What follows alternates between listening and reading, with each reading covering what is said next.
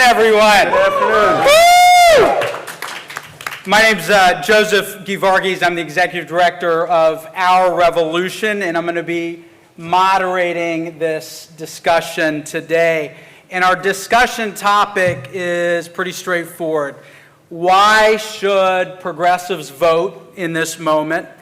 And more importantly, how do we continue to keep winning progress in 2024 and beyond? Let me start by noting that 2024 marks Our Revolution's 8th anniversary. Bernie started Our Revolution after his 2016 presidential bid to make sure that progressives continue to flex their electoral muscle and influence American politics at every level. But right now, as we get ready to mobilize our base to vote in November, we're confronted with two very real problems. The first problem is political. After Biden's disastrous debate, progressive voters are predicting Democratic defeat. Our Revolution's post-debate survey of 20,000 supporters showed that 70% want the president to drop out of the race. Even worse, 1 in 3 progressives said that they're less likely to vote for the president after seeing the results of the debate. In a tight race against Donald Trump, we know that the Biden-Harris ticket can't afford to lose a single vote.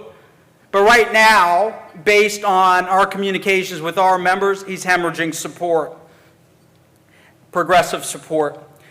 The second problem that we face is policy. Progressives are disappointed with what Democrats are delivering or failing to deliver at the national level. From the Green New Deal to Gaza, many progressives feel that the Biden-Harris administration has betrayed our ideals and negotiated bad deals. Even though progressives went to bat for Build Back Better, progressive priorities like universal pre-K, expanding Medicare to cover dental, vision, and hearing, and ending fossil fuel subsidies were gutted because Biden was co-opted by corporatist Democrats like Manchin and Sinema. So the bottom line is this: progressives feel pissed off given both the political and policy dynamics that we find ourselves in. In fact, our post-debate poll showed that only 9% of progressives said they felt hopeful or fired up about this election.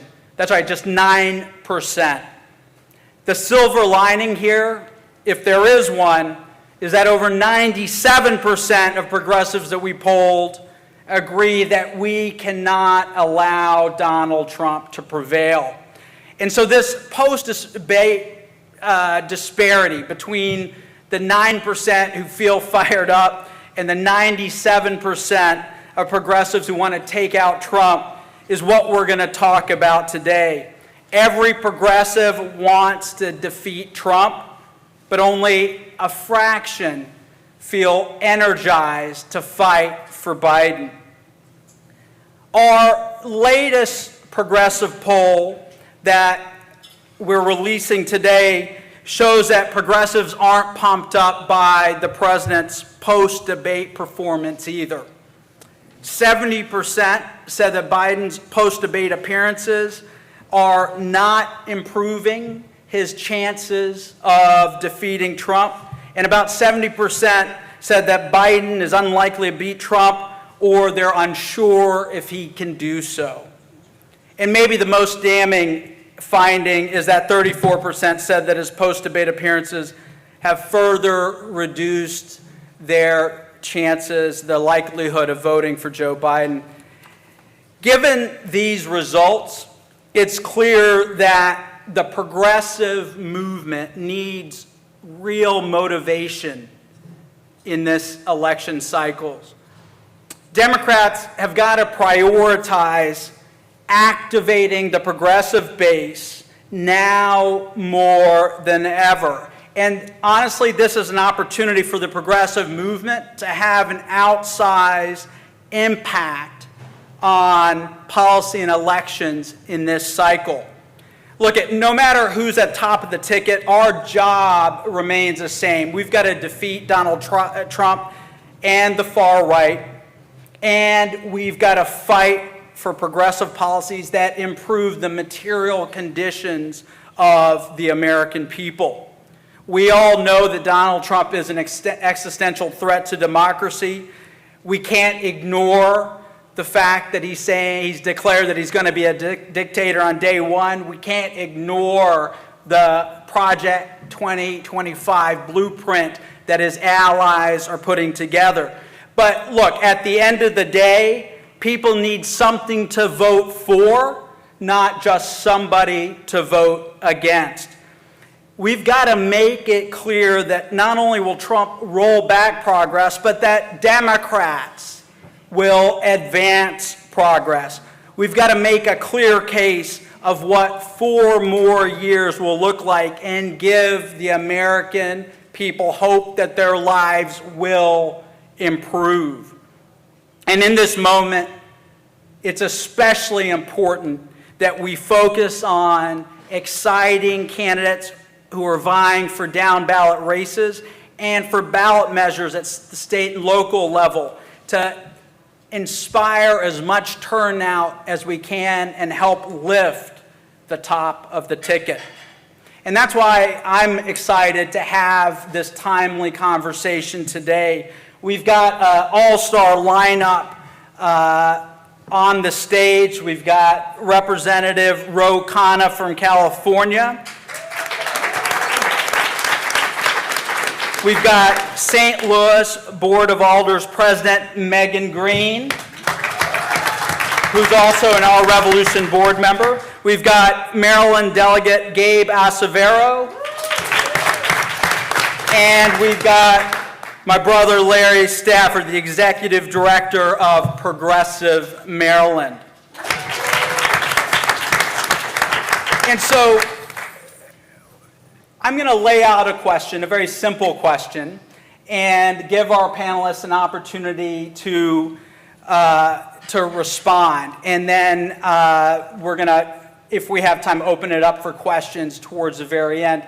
I also want to add that Representative Barbara Lee is on her way. She got delayed getting out of D.C. because of votes, but she is going to be joining us in about 20 minutes. So with that, I want to ask our panel, and we'll start with Ro.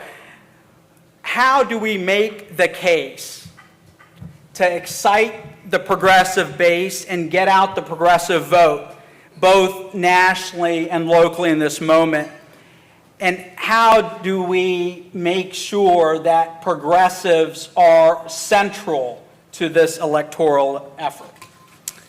Well, first of all, thank you, Joseph, for putting this together, but more importantly, for your brilliant leadership at Our Revolution and turning Our Revolution into one of the strongest progressive forces in the country. Let's give Joseph and the team a round of applause.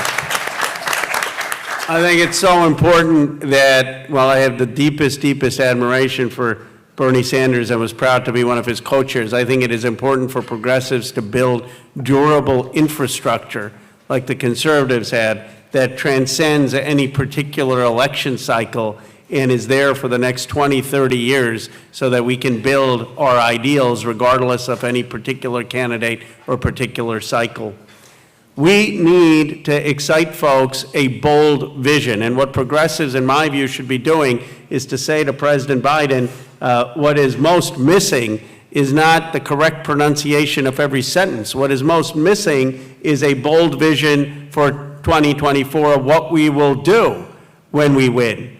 We need to run on universal child care. We need to run on free public college. We need to run on a living wage. We need to run on ending medical debt. We need to run on ending fossil fuel subsidies. We need to run on Medicare for all. We need to run on dental, vision, hearing for expanding Medicare. We need to run on a wealth tax at a time that there's deep income inequality. We need to say that we're going to have massive, bold investments in affordable housing and capping rents.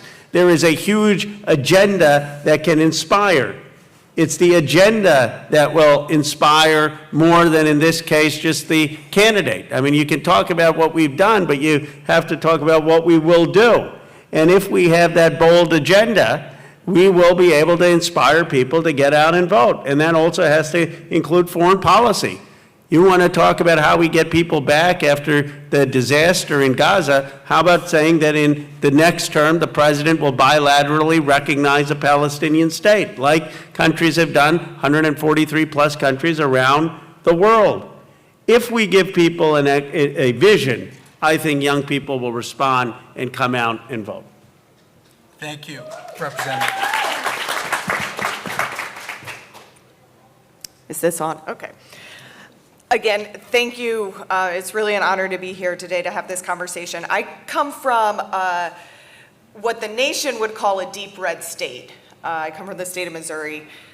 When you're actually in Missouri, though, we consider ourselves more purple. I live in St. Louis City, which is very progressive. We have a progressive mayor, progressive congressperson, progressive majority on our Board of Aldermen, which I have the pleasure of leading.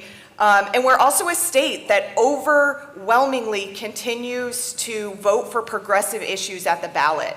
So for example, we have voted in the last few years to legalize marijuana with some of the most progressive laws in the entire country.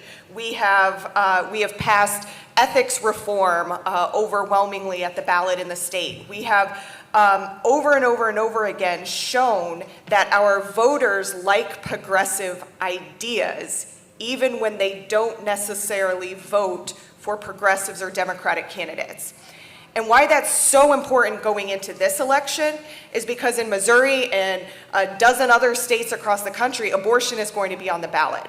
We collected the signatures, nearly 500,000 signatures, to put it on the ballot in Missouri. That is a lot of signatures. And that'll be on the November ballot, along with paid family leave and $15 an hour minimum wage that is then tied to inflation going forward. And we know our voters are going to come out and approve these things because time and time again they do. And so when we're riling progressives up or trying to get them to the polls, it's not just about the presidency. It's also about all of those issues that are on the ballot. It's about the down ballot. We're in a state in Missouri where the Republicans have a supermajority in our state House and Senate. And it makes it nearly impossible to get progressive legislation done through our state capitol. But we also know, because of the organizing we've done over the last few years, we only need to flip 3 seats this time around, and then that supermajority goes away. We have those targets. We know that they're winnable. But they're only winnable if folks show up and vote the entire ticket, right? Not just for president, all the way down, and vote for all of the ballot initiatives on the way.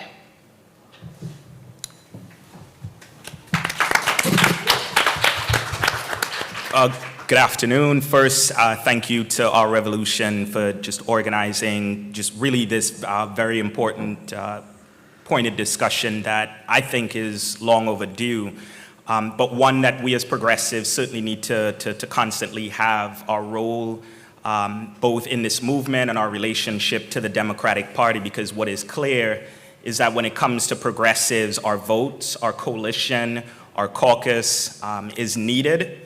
But our ideas, our demands, our priorities that we're often pushing are essentially put as back burner issues, as backseat issues. And so, for me as someone who was elected in a state that is majority Democratic, we like to consider ourselves a progressive enclave right on the East Coast. But there's so much work that we still need to do both as a state and really as a movement, I think we have to first acknowledge that we have a winning message.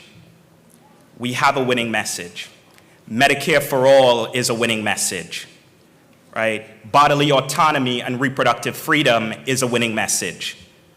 Collective bargaining rights, workers' rights is a winning message. Racial, social, economic justice is a winning message. The problem is there is a disconnect between both the party but also when it comes to policy. And I'll give an example. Of all the Democratic states that passed the Fight for 15, Maryland, being the supermajority state legislature that it is, passed the weakest. And I always tell folks that if there's anyone that's running for the state legislature and telling you that they're going to Annapolis to fight against Republicans, don't vote for them. Because the fight isn't against Republicans, it is a fight among the Democratic Party and the various wings. And it is clear because really Maryland's emblematic of what we're seeing across the country, and that is neoliberalism is winning. It is being embraced by our party, and it is the policies, these decade-long neoliberal policies that have brought us to this place where neo-fascism could potentially win again. So we have a winning message. We just need to see more progressive candidates. And to my panelists to my left, I completely agree. I think there needs to be a shift from this focused on federal politics and elections and start talking about states, counties, and municipal and board of education, and where the majority of issues that impact all of our lives are decided, not at the federal level. If I were to put it percentage-wise, 80% of the issues that impact you all are decided at the state and local level. So we have to shift, and we need to see more progressive candidates, and we have to start holding this party accountable to our values, to our ideas, to our policies, because neoliberalism is the modus operandi for the Democratic Party.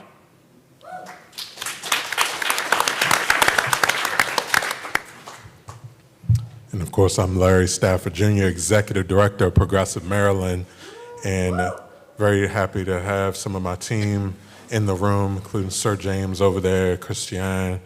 And we're an organization that believes in the fundamental value of like going out into our communities, actually listening to people, seeing what is on their heart, what is happening in their life, what's on their minds, and trying to bring them together to do something about that.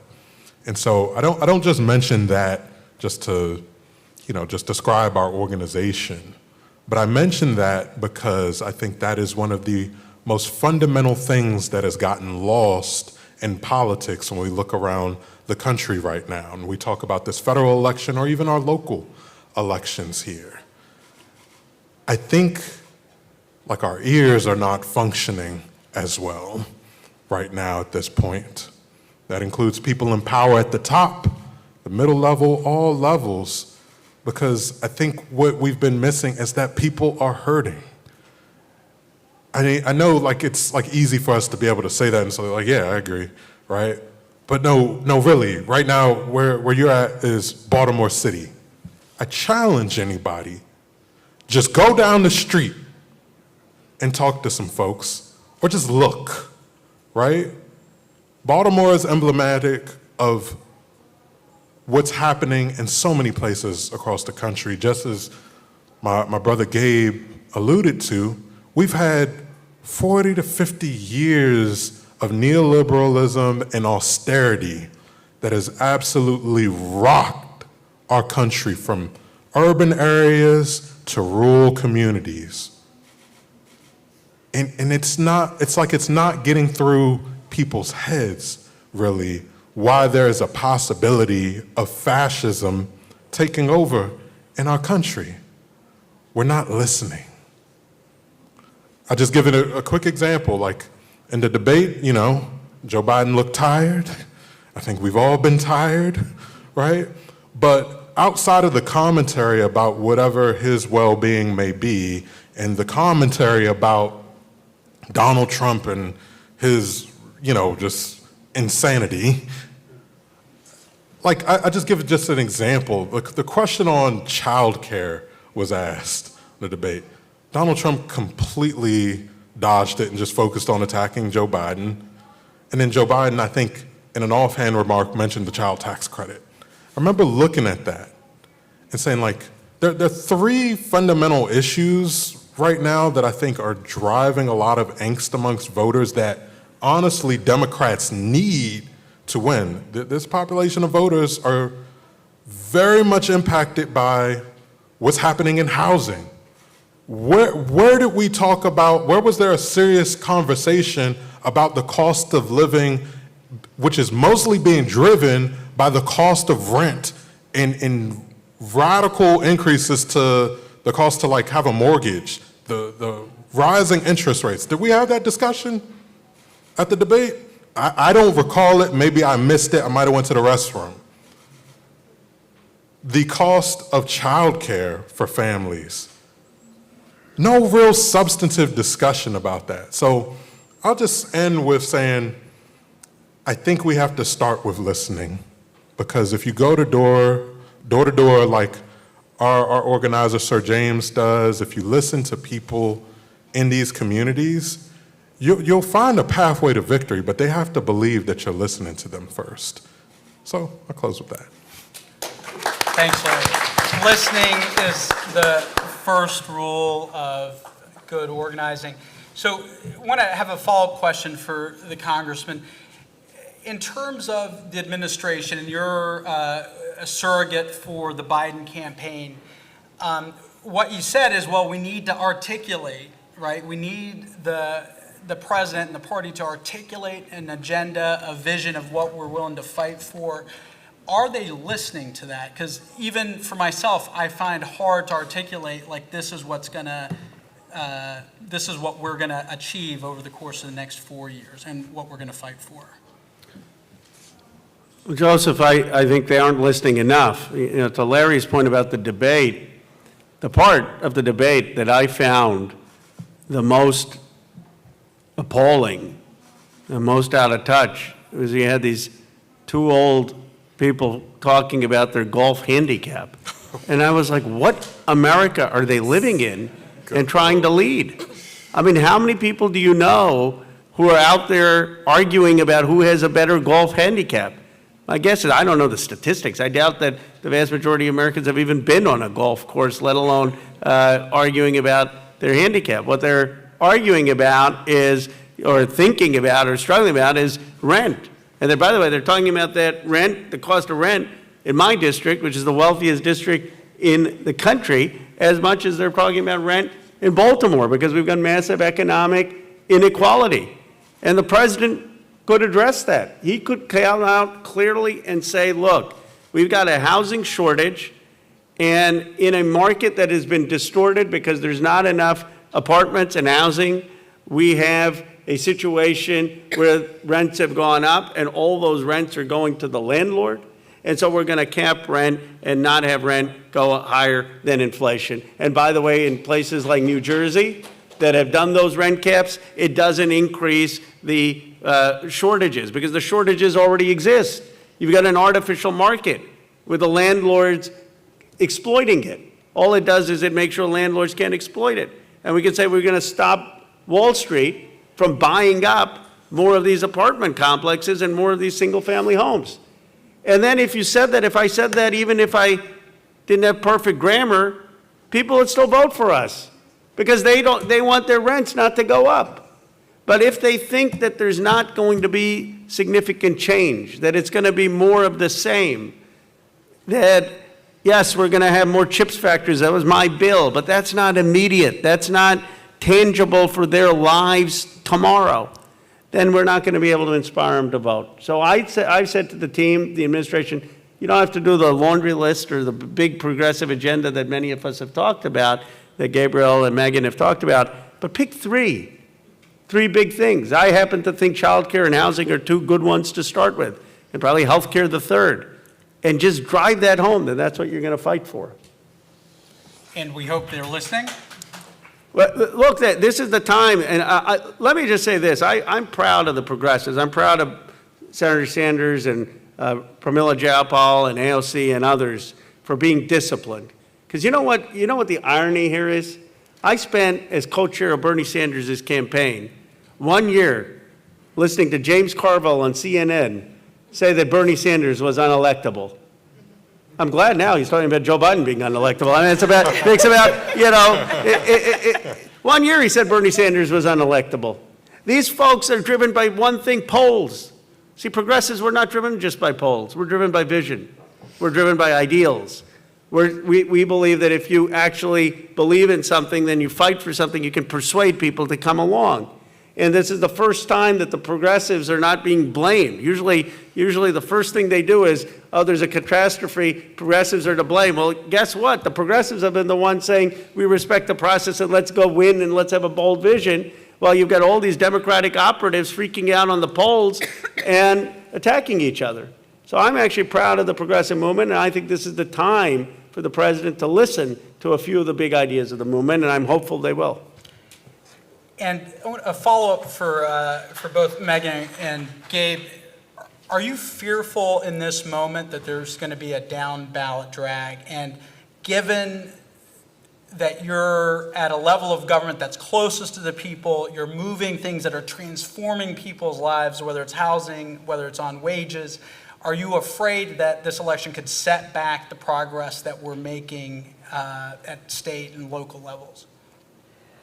I think Missouri is a little bit of a different ball of wax in this way. I think the general sentiment amongst whether it's mainstream Democrats or progressives in Missouri is that there is not a probably snowball's chance in hell that any Democrat wins the presidential nomination or a Democrat wins president in Missouri. But we do think that there is opportunity for our Senate seat. Josh Hawley is on the ballot. He is very not popular even amongst Republicans. And so we're putting a lot of organizing into that race. And we know with abortion on the ballot, there is projected to be about $20 million spent on that in the state of Missouri. And I think it's those ballot issues and those races that we do think are winnable are the ones that are ultimately going to end up driving folks to the polls.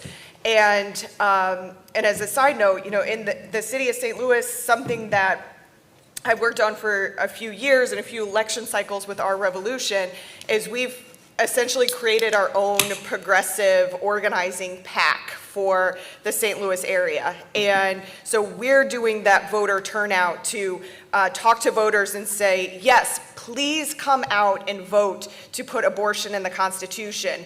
And also, if you want to keep these rights, you must vote Democrat the entire way down the ballot. And so we're leading with the issue.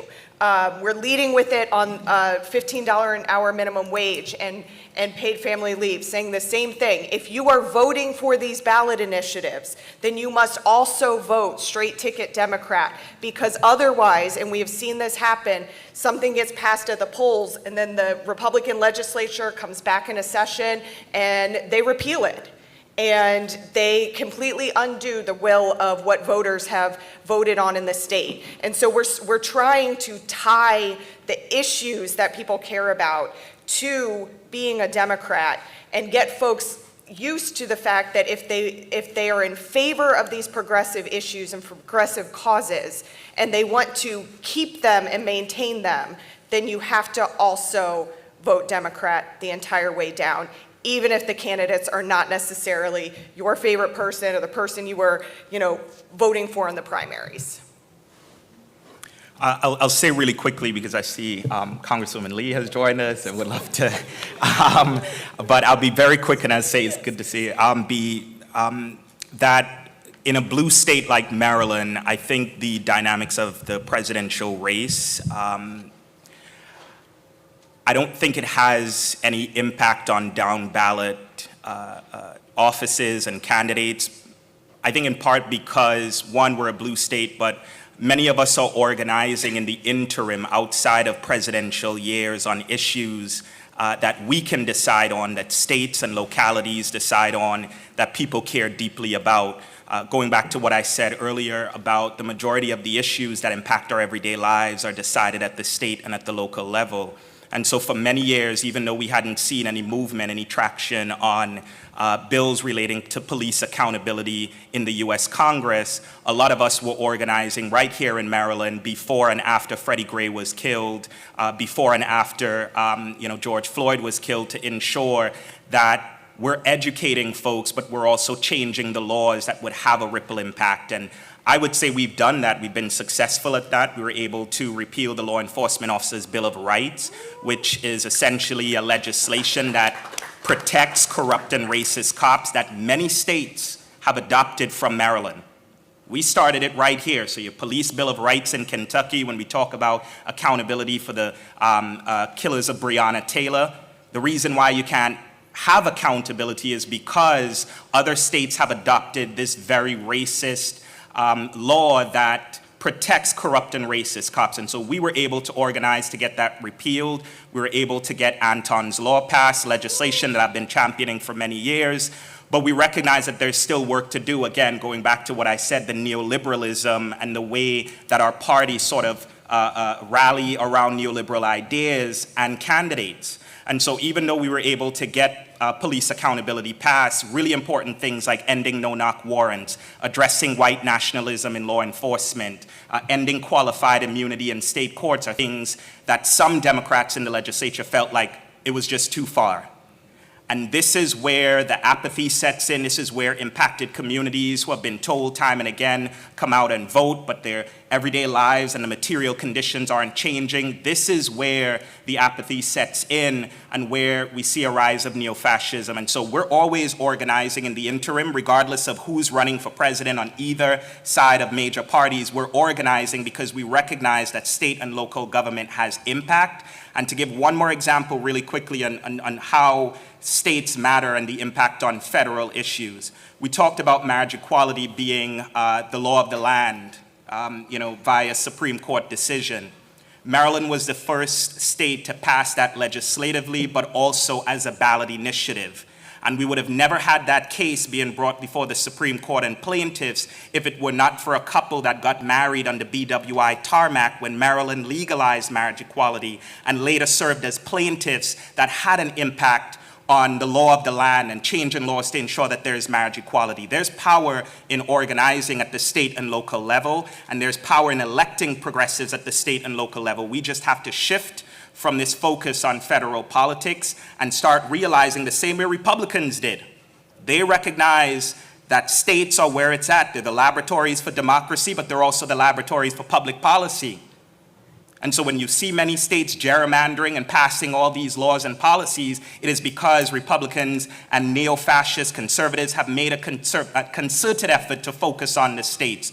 We have to do the same, and it will have a ripple effect, I think, not just in other states, but on federal policy as well.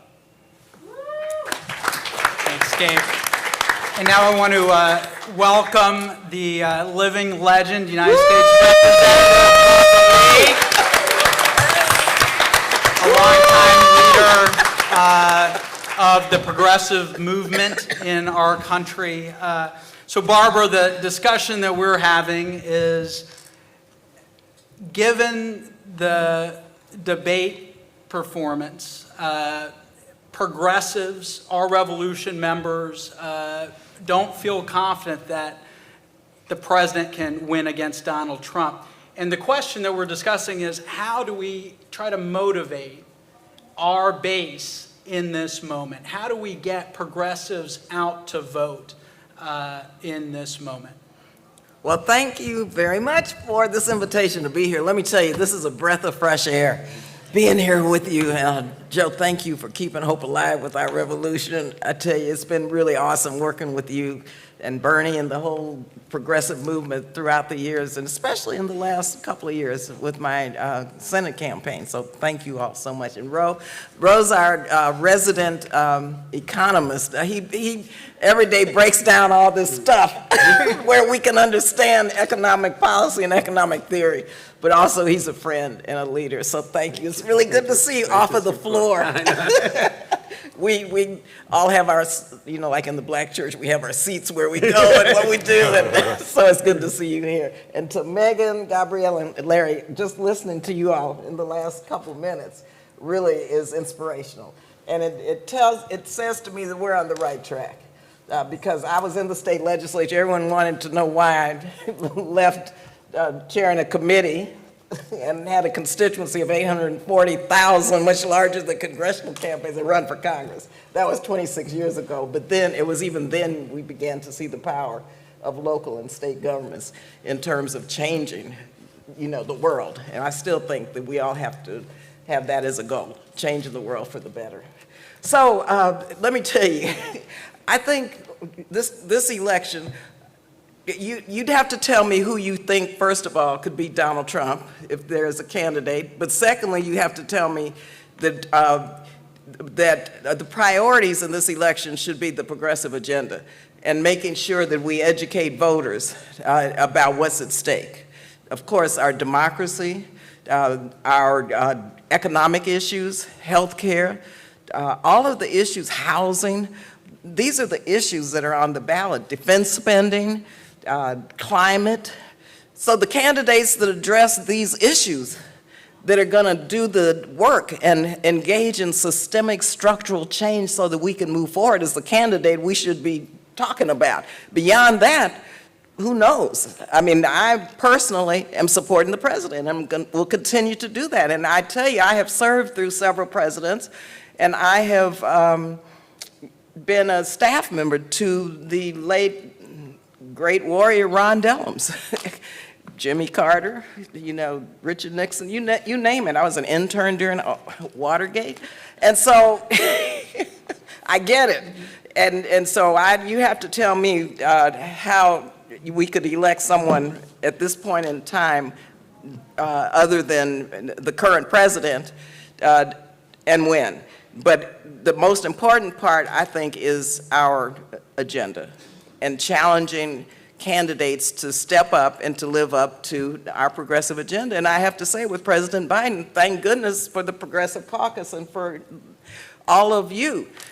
We've made remarkable progress. I think more progressive policies have been fought for and put in place than any president that I've seen recently. And at least when you look at what was Build Back Better, when you look at the Inflation Reduction Act, when you look at insulin and reducing the cost of prescription drugs and fighting to make sure that the government is in a position to negotiate a reduction in medicines and pharmaceuticals, when you look at the position of reproductive freedom and to have a president out there supporting ending the Hyde Amendment, which it took a while for me to even get Democrats to support, which of course you know what the Hyde Amendment is. We passed appropriations bills without the Hyde Amendment when we were in the majority. Okay, that was a big deal. It's been in place since '79, which the Hyde Amendment denies reproductive access, including abortion care, to low-income women, primarily who are women of color. So we've made some remarkable progress, and we have a president who has supported these efforts. A lot more to do, a lot of places we have to go. But so that's just where I am on that. And in terms of the whole issue around poverty, you know what? I was checking out a document earlier from progressives, and the P word wasn't even in it.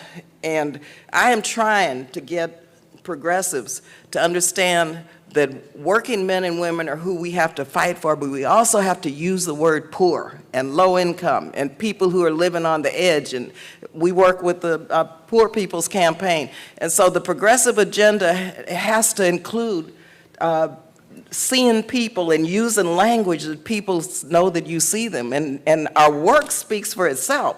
But when you don't use poor, when you don't use poverty, when you don't talk about lifting children out of poverty, then you're not connecting, and we're not broadening our base of support. And finally, I'll just say, I'll just get my 2 cents in right now on Project 2025. If we don't elect a Democratic House, Senate, and White House, Project 2025 is looming. In fact, it's been in place for a few years, and I'm on the Appropriations Committee, and let's say being here is a breath of fresh air. We were in till 10 o'clock last night, every day this week. And all of their policies that we fought against, you could cite in Project 2025.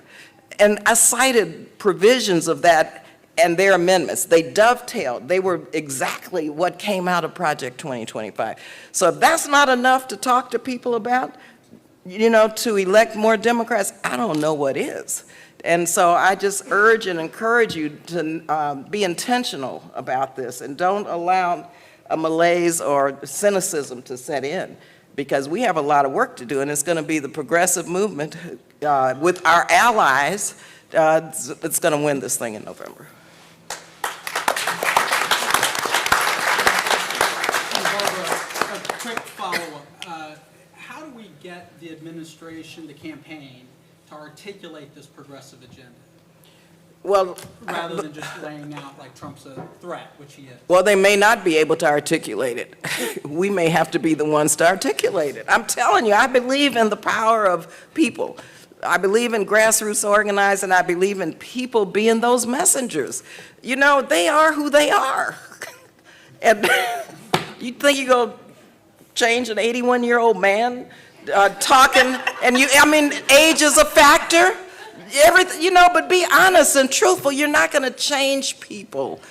We know the work, and we know how to message ourselves to people authentically. So don't expect anybody else to do it. Please. Otherwise, we won't win. We have our marching orders. So, Paco? Yeah. So I want to open this up for questions. And Paco's got a microphone, and he will bring it to you. So if you've got a question for our panelists. Yeah, no problem. Good afternoon. Where are you from? My name is Lawrence. I'm from Baltimore.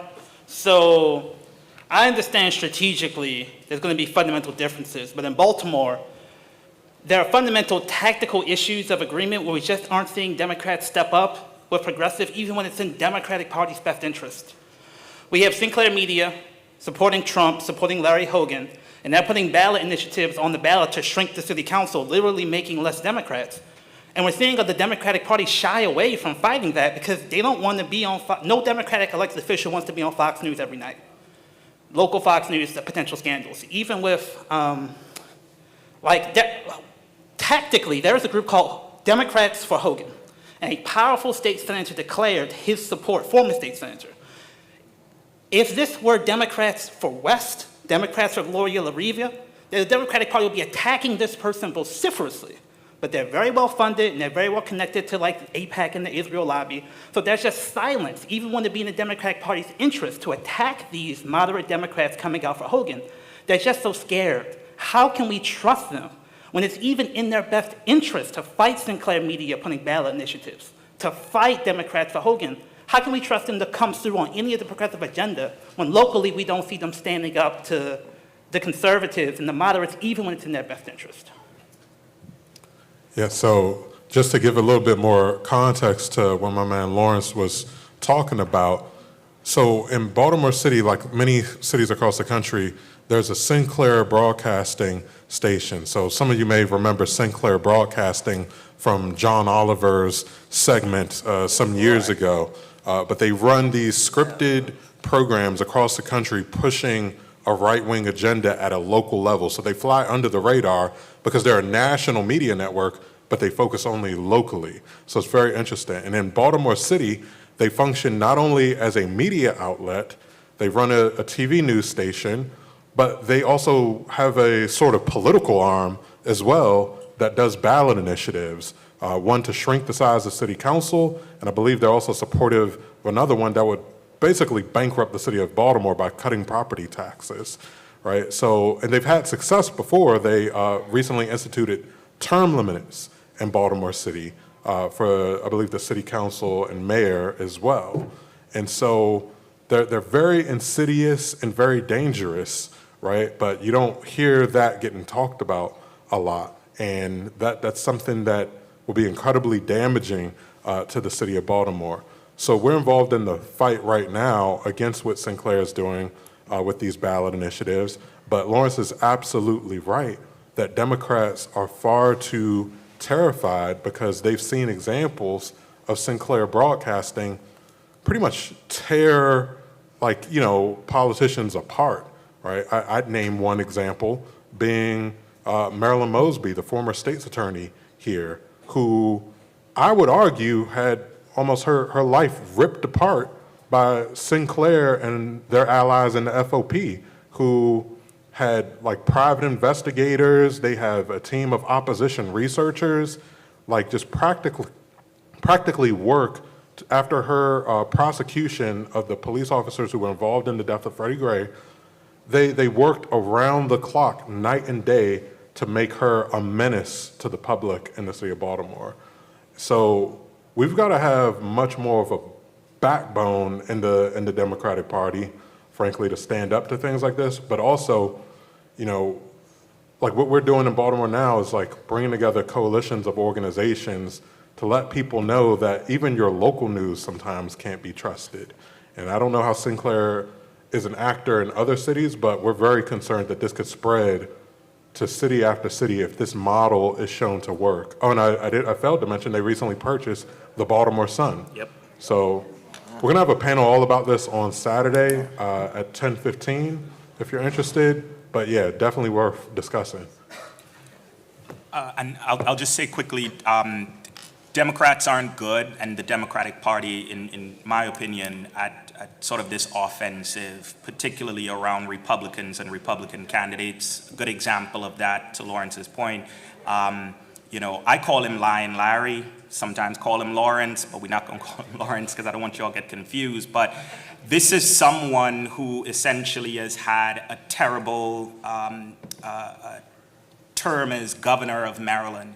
And I'm not being hyperbolic, is someone who walked into the governorship and walked out, you know, a lot richer, someone who didn't invest in the jurisdictions that really drive our state from Baltimore City to Montgomery, Prince George's, and elsewhere. This is someone who demonized Freddie Gray as someone who's not worthy of our advocacy, et cetera. And it's also someone who was terrible at dealing with the crisis, the COVID crisis that we were experiencing.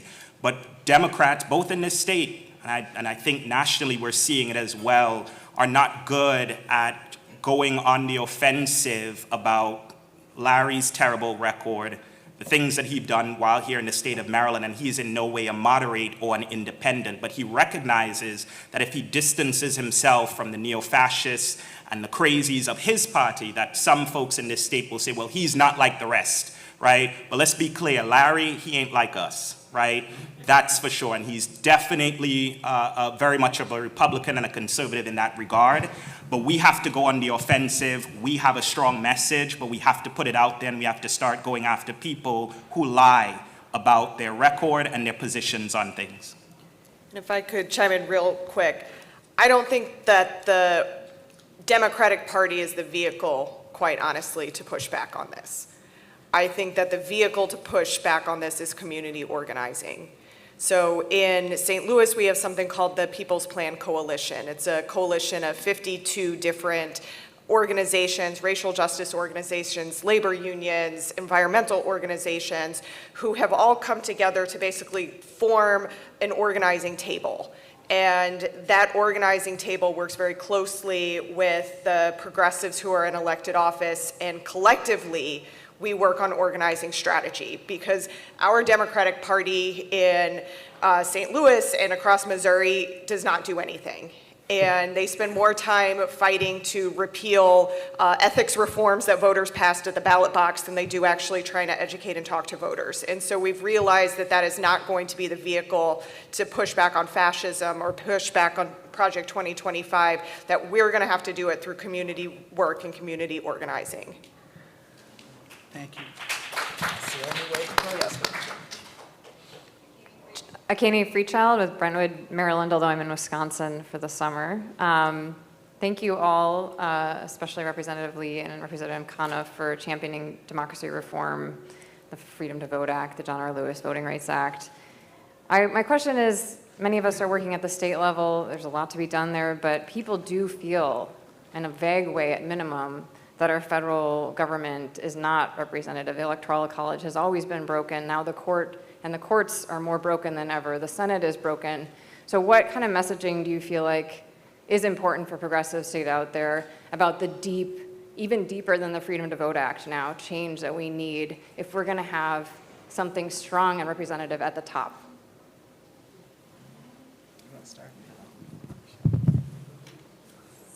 Well, you're absolutely right about the structural barriers to getting things that are deeply popular passed.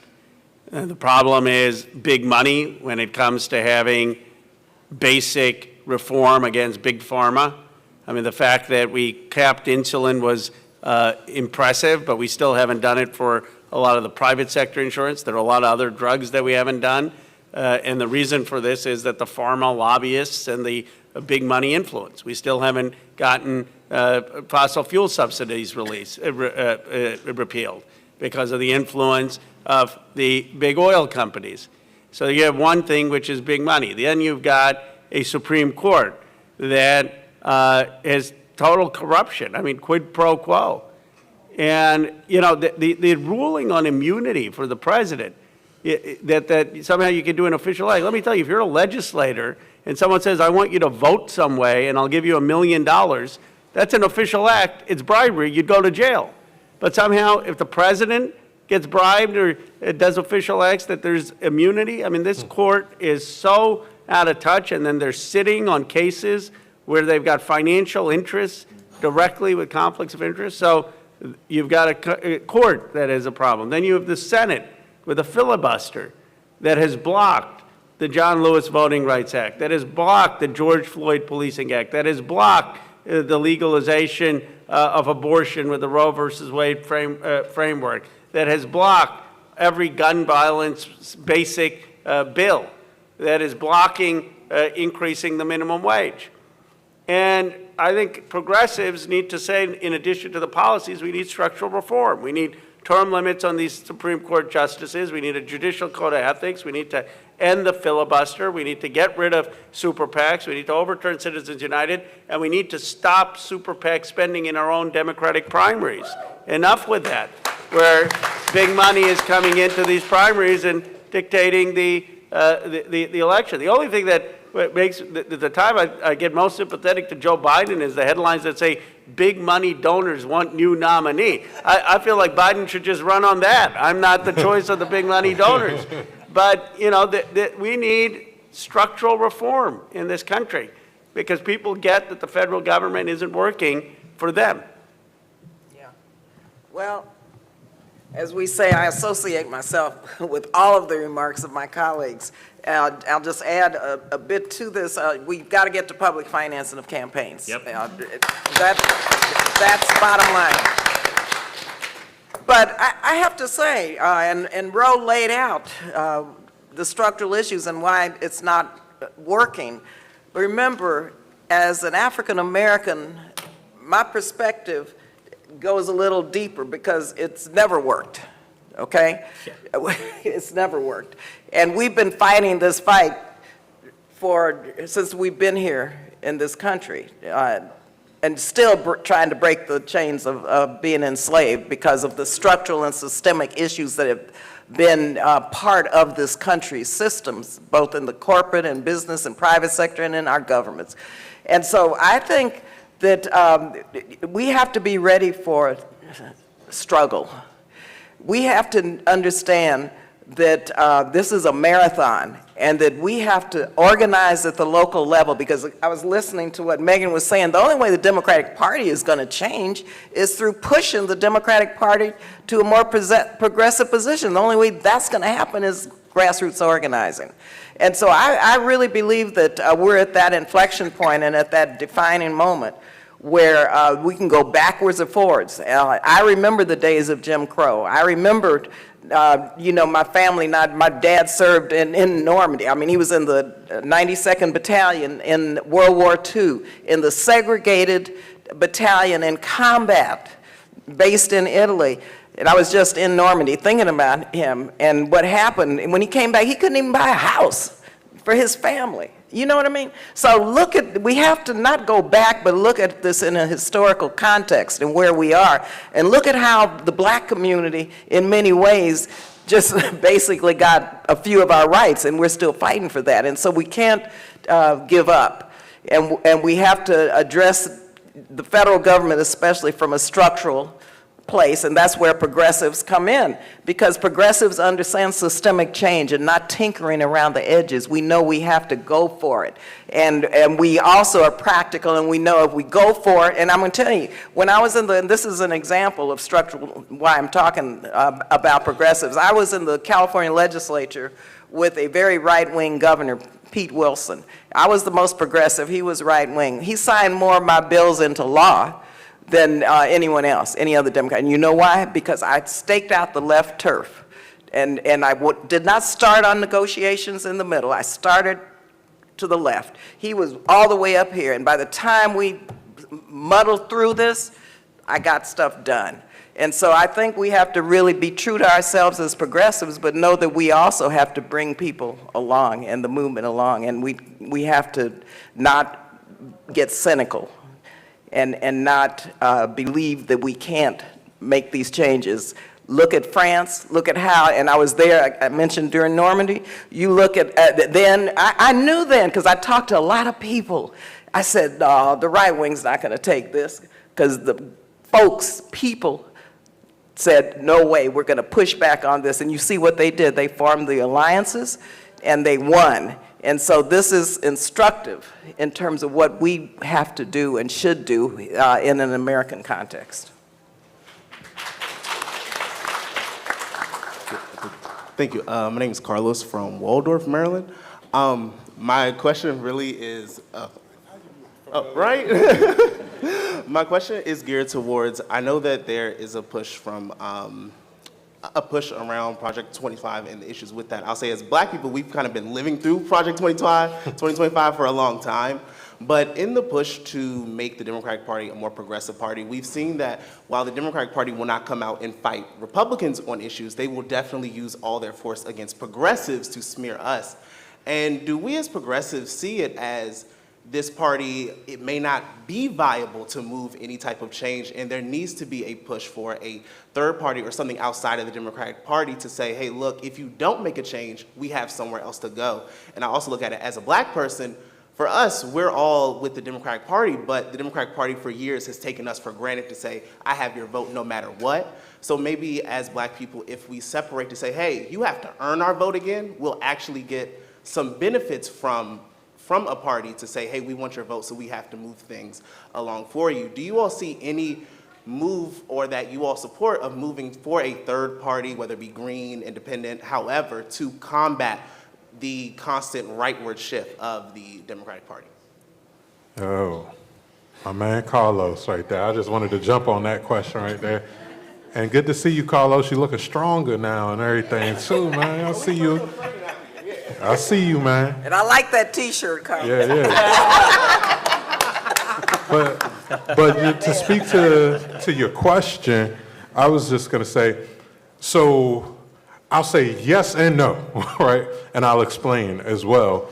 Because unfortunately, like this, on the no side, this country has built so many barriers to like legal third parties that it's like absolutely insane. Like just structural barriers that like prohibit third-party candidates from being viable, certainly at the federal level, but we've even seen at the local level. I don't even know if the like local Green Party even has like the validity now to be able to be on the ballot at this point. I'm not up to date with that. So that's my no side, but yes, absolutely to the side that says we need to get organized under coordinated political vehicles with a base of people united around an agenda to move that agenda through whatever government body that we need to move that through and to elect people who are representative of that body. So that's a very complicated way of saying it maybe, but I'll note that in other countries around the world, they don't have such a structured government-sponsored party system. I mean, we've just had elections in France and other places where, you know, they have laws where it's like more easy to just start a party. Like you can just say, hey, I am a party of one person, and you can get on the ballot much more easily than in the United States. So that's why I don't look at parties in the same way. Like I just refuse to accept the United States-driven like conception of a party, I look at political vehicles. And we have our caucuses, like it sounds like in St. Louis, you have a group of progressives that were able to get a majority on that government body right there. Similar to in Prince George's County, we were able to, in the first time in history, to have like a group of progressives to form a caucus that constituted a majority at the local level there.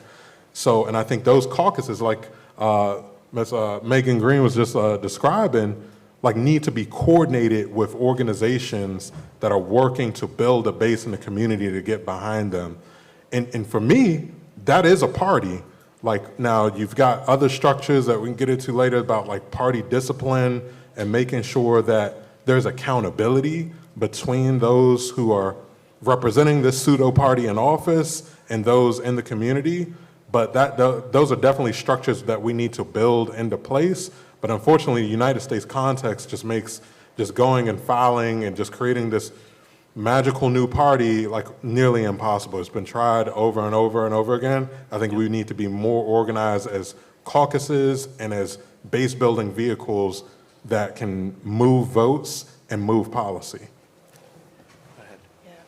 I'll add another little anecdote to that. I think other thing we need to get better at on the left is teaching other folks, community organizers, other people on the left, how to actually get into the Democratic Party. And what I mean by that is, so in 2016, Bernie won the Democratic primary in Missouri. Nobody thought that was going to happen, but he did. And so we organized all of our Bernie delegates across the state. We got them to show up to the state convention. And the Hillary delegates were pretty complacent. They had, been to 1 million state conventions, didn't really think it was a big deal. We walked in and we realized that we had 100 more delegates that showed up than they did. So we unseated all of their DNC members. I got elected to the DNC, sat on it for 4 years along with 3 other Bernie supporters. We were able to take over the leadership for the Missouri Democratic Party. And we did it basically because we just told the community how you show up and become a delegate. Because half the time, after people think that you vote in a primary and then that's it. But if you show up and you go to your caucus, you then go to your state convention, you get elected to the national, like there's ways to influence the party. And we ended up completely rewriting the policy platform for the Missouri Democratic Party, making it an extremely progressive agenda, but that would not have happened if we didn't do the organizing to really teach folks at the grassroots level how you can get engaged in party politics to influence it, because the party is made up of the people. And even though there can be a lot of roadblocks sometimes and lack of information on how to get involved, once you figure out that roadmap, and I think our job as elected officials and leaders is to educate folks on that roadmap, then it can be somewhat easy to get involved and actually change and push that party to be what we want it to be. I, in the day, thought we should establish and put together a Black political party. I came out of that movement. Also, I was a community worker with the Black Panther Party. And, okay. I knew Huey Newton very well, and I know Bobby Seale very well. And while I wasn't a party member, I was part of the party's political operation. And we had these discussions, the same as we're having today, and made a decision that the Black Panther Party, we had our 10-point program where we could relate to people like feeding hungry kids, like providing our bagged groceries, providing shoes for people, the concrete kind of, this is who we are, we want to make your life better. At the same time, we're talking about structural change. And so we had the vision of being a political movement, which in Oakland and in other areas we became. And I encourage you to watch the movie if you haven't watched Shirley. Shirley Chisholm was my mentor. I was the one who got the Black Panther Party. The film is out with Regina King, and there's a character in there, Barbara Lee, played by Christina Jackson. So the movie, though, is instructive because it shows you what someone who had never registered to vote, who felt like we had to continue with my revolutionary work and thought the Democrats and the Republicans and whomever weren't relating to me as a young black woman on public assistance raising 2 kids by myself as a single mom, okay? So, but I was very active and very intentional about not voting because I didn't believe in the Democratic Party. So what happened was I met Shirley Chisholm. I was president of the Black Student Union also. She came and she took me to task. And she told me that she liked my views. She was very forceful, and the movie shows all of this, and that she wanted me to work with her as a volunteer to help her in her campaign. Bottom line is I went to Huey Newton and to Bobby Seale, who had never been involved in politics, like myself, intentionally, and convinced them that we should get involved and be a force to be reckoned with, and use the Shirley Chisholm presidential primary campaign as our test. So we did, and I introduced Huey Newton to Shirley Chisholm, and they got together, and we got together, and we registered thousands of people to vote. Shirley Chisholm spoke out on behalf of the Black Panther Party and said it's a darn shame that we need a Black Panther Party in this country, but because we do, I support them and want to see their agenda move forward. And we took 8 to 10% of the vote in Alameda County, and the rest is history. Then Bobby Seale ran for mayor, and then we finally got a black mayor. And I shared this, and I registered to vote. And have been pushing the Democratic Party to become more progressive, more democratic, and more inclusive. And I use that just as an example of my history because I think some of that is still relevant today. And we have to know our power. We have to know what power means. And if we don't, because of the structural issues, have a third party or even the vehicle for one at this point, we still have to be powerful and use our progressive power to make these major structural changes that we have to make in this country.